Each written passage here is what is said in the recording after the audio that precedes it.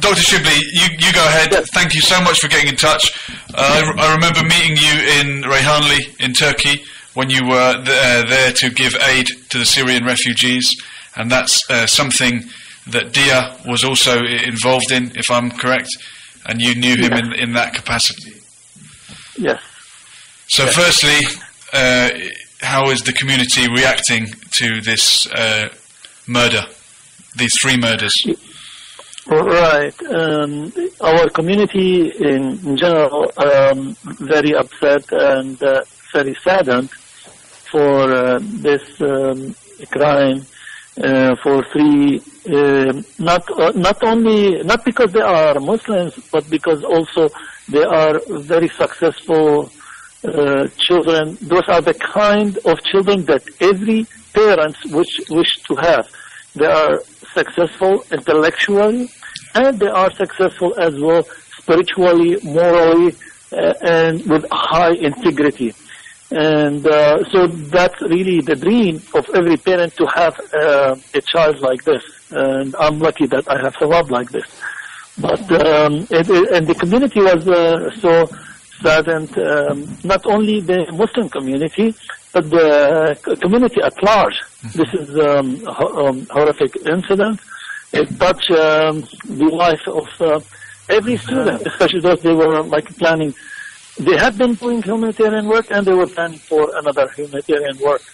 And many schools around the country in the U.S., and now I'm in a meeting in Arizona, the dental school in Arizona, officially they are holding a candlelight vigil to remember those 3 students from University of North Carolina.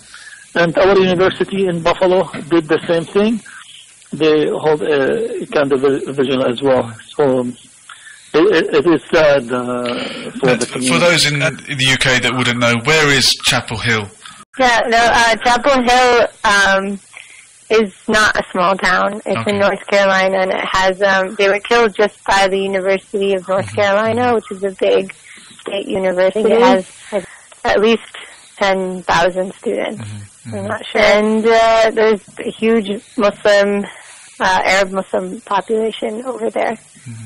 And it has a diverse group of people. Like one of the, Deah, for example, and his wife had been working with the homeless community there for the past few months, and actually a week before he was killed, he had texted this non-Muslim guy saying, "Hey, I've been working with the homeless community the past few months, and I noticed they have terrible oral health, so I was thinking that we could figure out a way to provide transportation for them from the shelter to the dental center." So I feel like these 3 young people, they didn't just care about Syria and what was happening to Muslims halfway around the world, but they also served their community in North Carolina.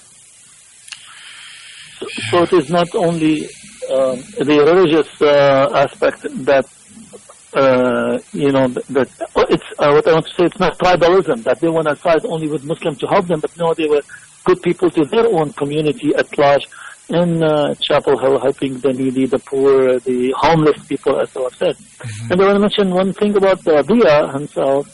He contacted me earlier, a few months ago, with a message saying, "Dr. Shibly, I'm planning to go to Reyhanli, Turkey, and Gillis to do humanitarian dental mission. And I need your help and I need your guidance. What I have done so far." So he went to describe what he has done in terms of recruiting people to go, in terms of fundraising, in terms of planning, in terms of contacting dental companies to get dental material, in terms of this and that. So by the end of his message, but basically I wrote to him, I told him, "Deah, you are really a wonderful person. There is nothing that I can advise with. You did more than a prospect. You did all your homework. There's nothing that I can add or advise." So this is a kind of a person, very compassionate, very smart, very spiritual, very nice person as well. Wow, really passionate about helping people. And as you said, He didn't care whether he's helping Muslim or non-Muslim. He just wanted to help his fellow human beings.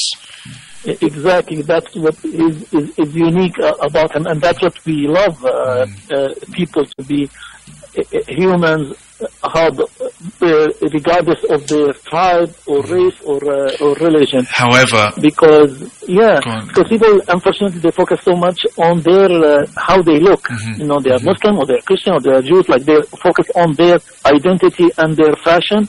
And I always tell them that, you know, all the spiritual prophets, they were not fashion designers, they were passion designers. I like that. And our identity is not like a certain tribe, but my identity is a human identity. If you stand with the poor, we are all together. But do you think, and I don't want to take too much of your time, but was the murderer, did he act upon on tribalism? Was the fact that these 3 young kids were Muslim, that made a difference? That's what made him full of hatred towards them. Am I right? Because we're getting told it's a parking dispute. From what I can see, if you break into someone's house and kill them, that's not a parking dispute. That's exactly. murder. No. First of all, let's be, accurate or in this. First of all, we don't have all the details and what the investigation is saying. So just we will give our impression about this, because we don't have the evidence yet from the final investigation.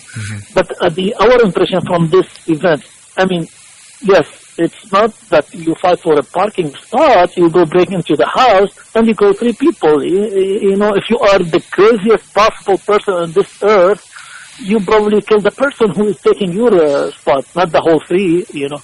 That's one thing. Yeah. So I think my impression, this has to do with extremism. Yeah. Extremism that it's happening not only in one particular region, but in every region. The extremists, basically extremists are those people who ignore the right and the existence of others. So he described himself as being atheist. So he's an extremist atheist, meaning he will hate... and he had fanatical views, right? What is it? He had fanatical views and was a staunch defender of gun ownership. Am I right in saying that? Yes, Thawab, you can... he's a very extremist, and that's so sad. And also, I want to add... also, this is my perspective, my impression, the media, the extremist media in the U.S., like Fox News, who do not, if they want to speak against extremism and Muslim extremists, that's fine. I will share with them, I speak against extremists. But unfortunately, they are leading a media machine against the regular general Muslim. They generalize. They don't talk about extremism. They say Muslims like this, Islam like this, Sharia like this. So it is so sad. I think this is part of the problem, is preparing people in the community who have weak understanding and less knowledge about other people, cultures, to act violently against them. So I blame also the extremist media, the very right extremist right-wing media in the U.S. with their campaign against general Muslims, not only against the extremists. Before we let you go, Doctor, yes, with a little bit of media attention that this unfortunate situation has been getting, we've only seen bits of it here on the news here in the UK. We saw a bit of the funeral and the parents speaking at the funeral, and they made a statement saying that they don't want revenge, but they want justice. And the question that I have is, what sort of justice do you see them getting? Will it be fair, or do you think that this whole situation will just be played down? What I want to say, justice needs to be served, not revenge. Of course not revenge. And we need to fight hate with love and ignorance with knowledge, and we need to fight darkness with light. And hate and not the person itself. So that means justice here, we should come all together as Americans and all as humans, all together to be united in our hearts and minds against aggression, against oppression, against social injustice, against these type of actions. And we don't like what he has done. So that means we don't like it from any also Muslim to do similar acts and similar hate and similar problem. So that's what we need to bring all humanity, get this as a lesson for all of us to work together and bond our hearts together and our hands united together to make this world a better place to live. And justice can be served by the media to correct itself in America, or put pressure on America to correct the media that promote hate and cultural confrontation against Muslims. We need to promote cultural compatibility based on shared common values that we stand with the oppressed people and poor people around the world, and in America and in Britain and in every place in this world. So hopefully we can... Are you followed with that or not? Yes, I'm listening. Thawab, I love listening to you. So even though we disagree, but I respect the disagreement. Okay, you want to say something? So, I guess just quickly, I think that as a young Muslim myself and all my friends, we all felt like we knew the three of them. Like they look like us, they act like us, they're involved in the same kind of as American Muslims. They're involved in activism, volunteering, and this is something that they weren't just three exceptions. I think most Muslim Americans that I know are just like them. However, we never see us being represented in such a good way. We've never seen that before, and it's just really sad that it took 3 murders, 3 deaths for Muslims to be shown in a good way on TV. And I don't know, I think the families of the victims are kind of seeing the silver lining or the blessing to what happened to their children, in the sense that, that their deaths united or showed Islam and Muslims in a beautiful way. That, I don't think Muslims have been shown in such a good light to this extent ever before. And I think in terms of how we should react to their deaths, I think the 3 are really good examples of how we should react. I think they all 3 talked about love and reacting to bad things about Muslims with love and service, and that is actually what their family is calling for as well. Like you said, they're not calling for revenge. They want justice, and the father said something like of the 2 daughters that maybe when the killer sees our children or sees them to see pictures of them, and maybe the anger that he had will once he sees what he's... So he just want less people like Hicks out there, and the way to do that is to answer with love. And I think we have enough. I mean, I think he should go to prison, but we have enough people in prison already. Like, that's just a Band-Aid, but that doesn't actually fix the root of the problem, which is an increasing environment of hate towards Muslims in America.